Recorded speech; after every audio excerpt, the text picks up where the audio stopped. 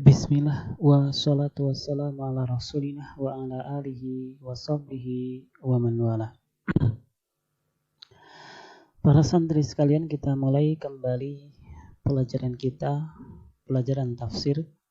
Pada kesempatan kali ini kita akan membahas bab baru, yaitu tentang bab al-mashu 'alal khuffaini wa ghairihima. Itu kita akan membahas tentang mengusap kedua sepatu atau selainnya. Dalam arti selain sepatu pun juga boleh diusap seperti kaos kaki. Lalu bagaimana hukum mengusap kedua sepatu? Perhatikan, al-mashu 'alal khuffaini jaizun bittifaqi ahli sunnati wal jama'ati. Bahwasanya mengusap kedua sepatu hukumnya adalah boleh berdasarkan kesepakatan ahli sunnah wal jamaah. Wa huwa rukhsatun minallahi ta'ala, bahwasanya mengusap kedua sepatu ini merupakan rukhsah dari Allah Subhanahu wa ta'ala, takhfifan minhu, keringanan dari Allah Subhanahu wa ta'ala, ala ibadih, kepada hamba-hambanya. Kemudian juga wadaf'an lil haraji wal masyaqqati anhum, dan juga mengusap sepatu ini adalah menolak, menghilangkan kesulitan, kepayahan dari hamba-hambanya. Kemudian juga wa qad ajma'al ulama'u min ahli sunnati wal jama'ati ala masru'iyyatihi fis safari wal hadari. Kemudian para ulama ahli sunnah wal jamaah, mereka pun juga sudah ijma', sepakat bahwasanya mengusap kedua sepatu ini disyariatkan ketika safar, bepergian, ataupun mukim. Kita bahas ayat yang menjelaskan tentang mengusap sepatu. Masih surat Al-Maidah ayat yang ke-6. Qala Allahu ta'ala wamsahu bi ru'usikum wa arjulakum. Perhatikan, qala As-Sa'di rahimahullahu ta'ala, istadalla bihi katsirun min ahli al-'ilmi fi qira'atil jarri fi qawlihi ta'ala wamsahu bi ru'usikum wa arjulikum. Jadi sebagian ahli al-'ilmi mereka beristidlal fi qira'atil jar, dengan membaca dengan jar fi qaulihi ta'ala, dalam firman Allah Subhanahu wa ta'ala, wamsahu bi ru'usikum wa arjulikum. Jadi perhatikan, wa arjulikum dibaca jar. Menunjukkan apa? Annaha tadullu ala mashil khuffaini alladhi bayanathu as-sunnah wa sarahat bihi. Bahwasanya ketika dibaca jar, maka menunjukkan yaitu mengusap kedua sepatu yang sudah dijelaskan di dalam sunnah dan juga telah diterangkan dengan jelas di dalam hadis. Wa amma qira'atu an-nasbi, adapun bacaan dengan nasab, yaitu wa arjulakum, wamsahu bi ru'usikum wa arjulakum, maka ini apa? Fa innaha ma'tufatun 'alal maghsulati. Bahwasanya kalimat arjulakum ini diatofkan kepada al-maghsulat, yaitu anggota tubuh yang dibasuh, yaitu di atas, yaitu firman Allah Subhanahu wa ta'ala, faghsilu wujuhakum wa aydiyakum ilal marafiqi. Nah, kemudian wa arjulakum, nah wawunya di situ ataf kepada al-maksulat tadi. Baik, maka perhatikan, nah dari ayat di atas ini wamsahu bi ru'usikum wa arjulakum. Nah, al-isyaratu ila mashil khuffaini, yaitu menunjukkan mengusap kedua sepatu ala qiraatil jar ketika dibaca jar, yaitu arjulikum. Kemudian perhatikan bahwasanya arjul di dalam ayat tersebut itu dibaca jar dan juga dibaca nasab. Nah, ketika dibaca jar wa arjulikum, maka ini menunjukkan yaitu mengusap sepatu. Maka perhatikan wa takunu kullun minal qira'ataini mahmulatan ala makna. Maka setiap dari dua qiraah itu ya mengandung makna tertentu. Jadi ketika dibaca wamsahu biru'usikum wa arjulakum ada maknanya tersendiri. Ketika dibaca wamsahu biru'usikum wa arjulikum mempunyai makna sendiri. Nah, kita bahas maknanya fa'ala qira'atin nasbi. Ketika dibaca an-nasab yaitu wa arjulakum, maka mengandung makna ghasluhuma in kanata maksyufataini, yaitu membasuh, mengguyur kaki ketika kedua kaki tersebut maksyufataini terbuka, jadi tanpa sepatu, jadi terbuka kakinya. Maka ketika kaki itu terbuka tidak bersepatu, maka ketika wudu maka dia dibasuh, disiram. Wa ala qiraatil jar, nah ketika dibaca jar wa arjulikum, maka ini mengandung makna mashuhuma, yaitu diusap kedua kaki tersebut idza kanata masturataini bil khuffi, yaitu ketika kedua kaki tersebut tertutup dengan sepatu. Jadi ketika memakai sepatu maka diusap, ketika tidak memakai sepatu maka disiram ataupun diguyur dengan air.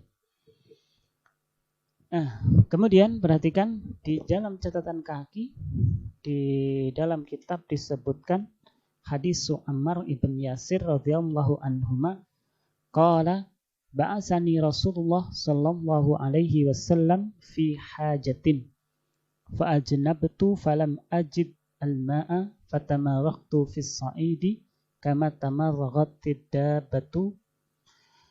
Jadi dari hadis Ammar ibn Yasir, Rasulullah sallallahu alaihi wasallam mengutusku untuk suatu keperluan. Kemudian fa ajnabtu, pada suatu ketika saya junub, hadas besar. Falam ajidil ma'a, saya tidak mendapatkan air. Jadi saya junub, tidak mendapatkan air untuk mandi. Kemudian apa yang aku lakukan? Fatamaraqtu fis sa'idi, kemudian aku berguling-guling di debu, di atas debu. Kama tamarraqat ad-dabbatu, sebagaimana berguling-gulingnya adabah hewan melata. Summa ataitun nabiyya sallallahu alaihi wasallam, kemudian aku mendatangi Rasulullah sallallahu alaihi wasallam fadzakartu dzalika lahu. Kemudian aku menyebutkan hal tersebut di hadapan beliau sallallahu alaihi wasallam. Jadi aku junub, tidak mendapatkan air, kemudian aku berguling-guling di atas debu. Maka Rasulullah sallallahu alaihi wasallam mengatakan faqal innama kana yakfika an taqula biyadayka hakadha. Maka beliau sallallahu alaihi wasallam bersabda, sesungguhnya yang cukup bagimu adalah kamu mengucapkan biyadayka dengan kedua tanganmu hakadha, demikian. Kemudian beliau sallallahu alaihi wasallam melakukan summa daraba biyadayhi, kemudian beliau memukul dengan kedua tangannya al-ardha, ke tanah, dharbatan wahidatan, satu pukulan saja. Summa massaha as-shimal 'alal yamin, kemudian beliau mengusap bagian yang kiri dari yang kanan, kemudian wadhahira kaffaihi, dan bagian punggung telapak tangannya, wa wajhihi, dan wajahnya. Nah, perhatikan di dalam kitab ini hadis ini diterangkan menunjukkan disyariatkannya ataupun diperbolehkannya untuk mengusap kedua sepatu. Karena di dalam buku dikatakan wasarahat bihi. Akan tetapi setelah saya cari-cari, ternyata hadis ini adalah berkaitan dengan tayamum, bukan berkaitan dengan mengusap sepatu. Adapun di sini saya cantumkan beberapa hadis as-sunnatu tadullu ala subutil massi alal khuffaini minha, yaitu hadis-hadis yang menetapkan disyariatkannya mengusap kedua sepatu. Perhatikan, qala al-Hasanu al-Basri, berkata Hasan al-Basri, hadatsani sab'una min ashabi Rasulillah sallallahu alaihi wasallam, telah memberikan hadis kepadaku 70 orang dari sahabat Rasulullah sallallahu alaihi wasallam, annahu, bahwasanya beliau sallallahu alaihi wasallam massaha alal khuffaini, bahwasanya beliau sallallahu alaihi wasallam mengusap kedua sepatunya. Kemudian juga hadis Jarir ini juga menunjukkan disyariatkannya mengusap sepatu. Hadis Jarir ibn Abdullah qala ra'aitu Rasulullah sallallahu alaihi wasallam bala summa tawadda'a wa massaha khuffaihi. Jarir mengatakan, saya melihat Rasulullah sallallahu alaihi wasallam kencing, kemudian tawadda'a, kemudian beliau sallallahu alaihi wasallam berwudu, wa massaha ala khuffaihi, kemudian beliau sallallahu alaihi wasallam mengusap kedua sepatunya. Ya, ini beberapa hadis yang menjelaskan tentang disyariatkannya mengusap sepatu, dan masih banyak hadis-hadis yang lain yang menunjukkan, yang menjelaskan, yang menerangkan diperbolehkannya mengusap sepatu. Kemudian kita bahas tentang syarat untuk mengusap kedua sepatu. Surutul mashi alal khuffaini, syarat-syarat untuk mengusap kedua sepatu.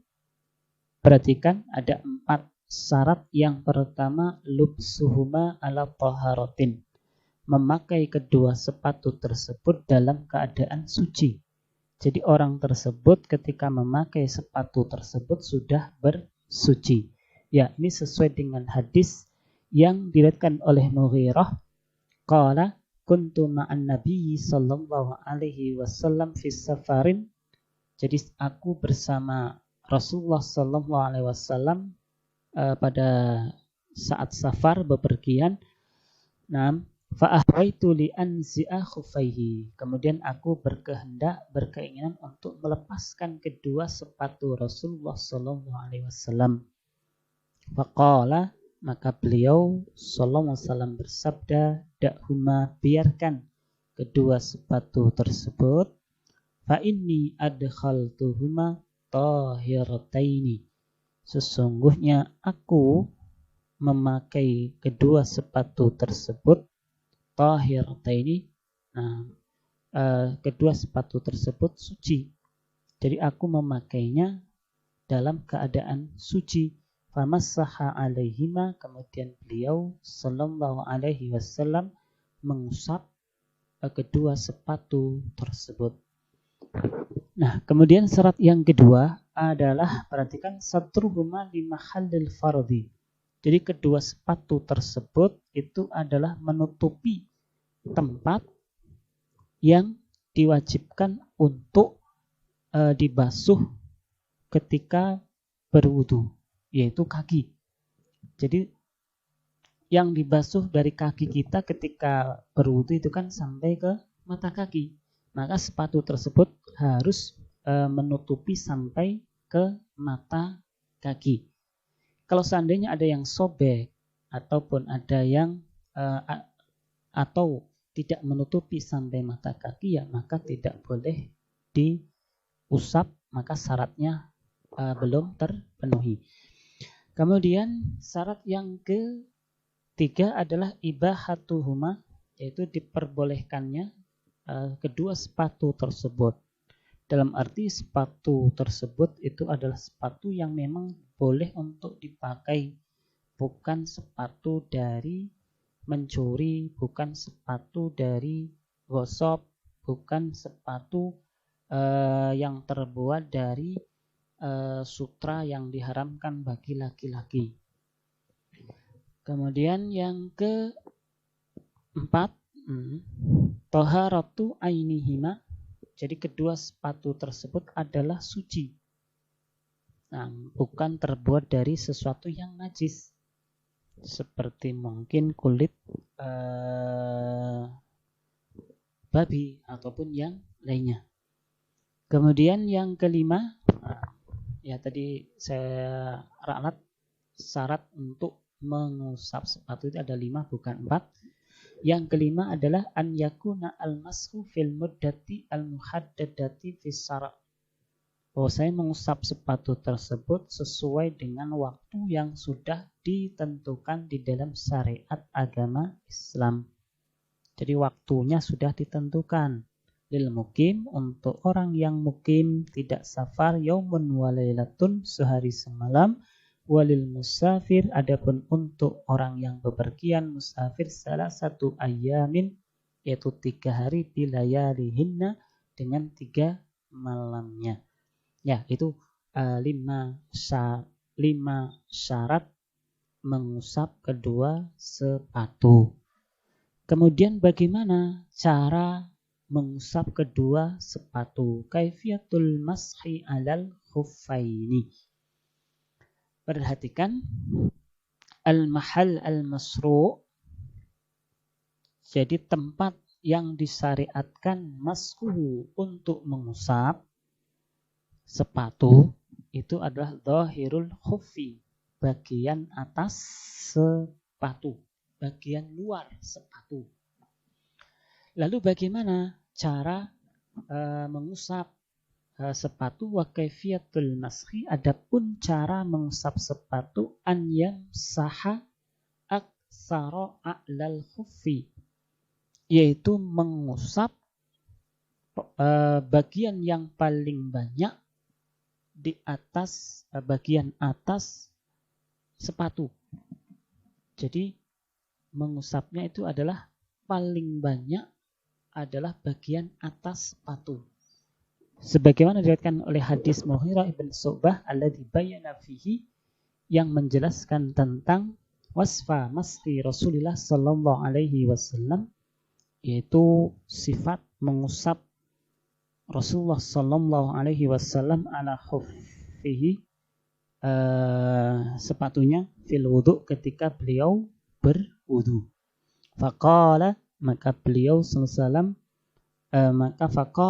maka Mughirah ibn Syu'bah berkata, ra'aitun nabiyya sallallahu alaihi wasallam, saya melihat Rasulullah sallallahu alaihi wasallam yamsahu alal khuffaini ala zahirihima, bahwasanya beliau sallallahu alaihi wasallam mengusap kedua kakinya kedua sepatunya ala zahirihima, yaitu di bagian atas sepatu tersebut.